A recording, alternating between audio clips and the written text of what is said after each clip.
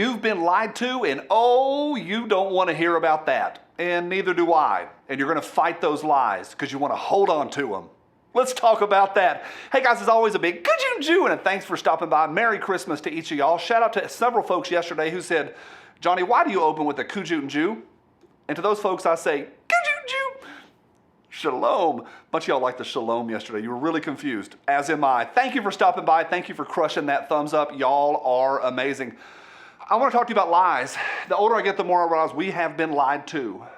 I saw just yesterday a stock report from a publicly held pharmacological medicine company that's publicly held. I saw their stock report. In the last 18 months, they've gone up exponentially, all on a series of lies. And I started thinking about that in our worldview, and I want to challenge you and challenge myself today to look at our worldview and maybe at least consider the question that I'm going to get to at the very end of today. Our worldview is made up of building blocks, a lot of different little pieces to how we see the world. And it's really complicated how you got to where you're at right now and thinking the way that you think and going through life looking at things and assessing things and filtering information that comes into you, how you filter it. It's all part of your worldview. I grew up with a good dad who went to work every day at 6 a.m. If you, or maybe if I, had a different type of dad, maybe an abusive dad, you would look at maybe authority differently than I do. How you're brought up changes your worldview. If you study and learn as you grow along and go through all of life that we do, of course your worldview changes.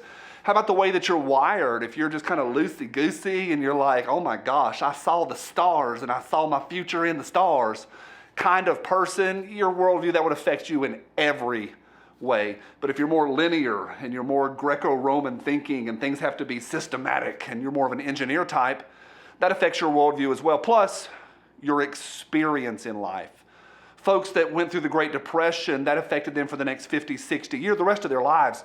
And because the loss or the lack that they dealt with in the 30s, that affected them forever. I can remember seeing my grandmother holding on to like little Cool Whip bowls, a whole stack of Cool Whip bowls. And today we just pitch those things out. Now, everything is disposable. But when you dealt with 5, 8, 9, 10 years of lack, that affects your worldview. Those are really specific examples. We all have worldviews. There's a lot of building blocks in all of them. But the challenge is we protect that worldview with fierceness, ferocity. We don't want anything to challenge that worldview. And that's just the way it is. There's one researcher that calls this resistance to change. Like you hand somebody new information that's different than what they believe. Oh, the T-man, yeah, he said he was going to build a wall and he didn't. Oh, but it was not. And they start fighting that change. Oh, but it was the Senate. The Senate didn't let him. No, the GOP held the Senate them first 2 years. So you hit that and then I start losing viewers. The last time I said that Trump didn't build the wall, I lost a lot of viewers. That's the reality. You hand somebody information that's outside of their worldview and they resist it and they fight it. There's one researcher that calls it the puzzle of imaginative resistance. We resist anything that's even imaginatively different in our minds. And we call it a puzzle. It's puzzling to us. We're like, ooh, I don't want to hear that.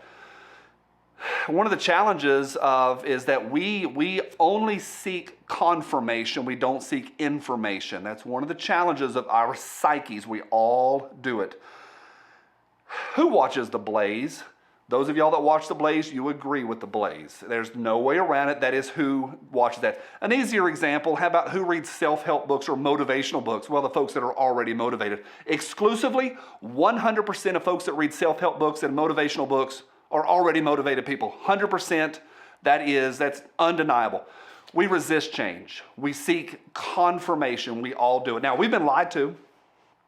The older I get, the more I realize we have. And the more things that get uncovered, we start seeing that the CIA has done 50 years of operations against us. And that organization that was even before the CIA, that predated the CIA, they had a different name. They did actual operations against our people, propaganda. There's some really, really nasty stuff out there, nasty.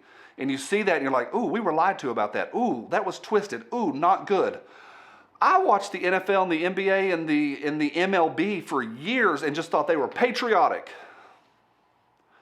Seventh inning stretch, you stand up and you put your hand over your heart and you sing God Bless America, and then everybody claps for the one veteran that stands up. They have a veteran of the day, which is really cool, really cool. Then you find out that all those flyovers and all that stuff was paid for by the U.S. military, paid for. That's all 100% propaganda. That's an easy example. Here's a really easy example. The idea that carrots make us see better, that's still around. The better part of 100 years later, it is still around. And it was complete propaganda from World War II. The idea that the Jewish folks, we'll say the Jews, but it's that folks from American Jewish heritage run Hollywood. You've heard that. The Jews run Hollywood. It's Nazi propaganda, still around today.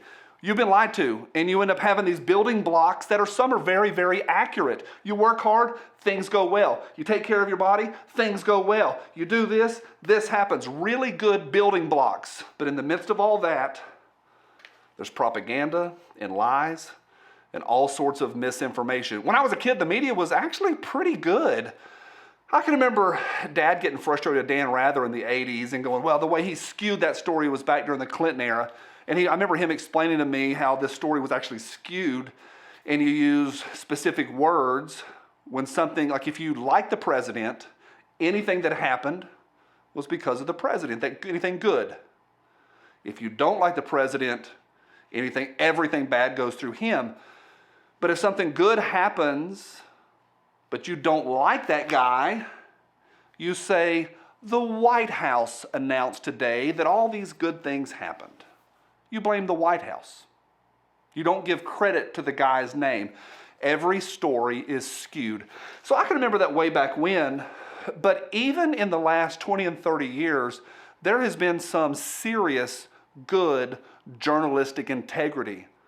That team of folks that put their entire careers on the line to publish the story about the nonsense and the filth and the corruption of the Catholic Church, that was some good journalism, and that was some massively important stuff. That's good journalism. But today, we have got the Jonas Brothers hopping around trying to tell you what to do with your body, not journalism. And I think what's really interesting for me also is how things are skewed so far one direction or the other through the media. If you follow Joe Rogan, you're a conspiracy theorist. Yet they use Big Bird now to tell you the opposite, and we're supposed to accept that. The point is this: things have lied. The lies have mounted up over the years, and I find myself finding little holes and pieces in the bricks of my worldview, and I'm going, if there's this many, where else have I been lied to? We found out in 2 presidential campaigns ago that the late night talk show hosts are literally on, not all of them, but there's a significant number of them that are literally on the payroll of the DNC. And yet we have folks that look to late night TV as their primary source of information when it is paid propaganda. The other challenge is that we live in a society where we go all black or all white, one direction or the other, up, down, left, right, yes or no, all good, all bad. This is my team, this is my anti-team. When the reality is both sides of the aisle are wings of the same bird. And at this point, the libertarians are like, both of them. The GOP, bad. And the hard truth is the Libertarian Party is led by a meme lord who's named after a My Little Pony horse. That's the harsh truth. They've got some great ideas, but there's some crazy ideas out there as well, and some crazy people involved in that party.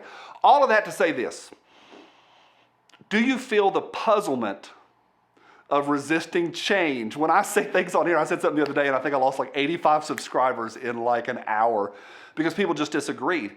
I was right. It wasn't even my information. I just shared something that somebody else who had done the research found. I shared it and pow, people were gone because we move away from anything that we disagree with. Where are you at in your worldview? Are you willing to go, yeah, I got some crumbling bricks in my worldview. I was lied to for years. I ended up finding out that a lot of the stuff that I was told was just CIA, federal government, or U.S. military propaganda. Yep, we've all been lied to. Have a good one.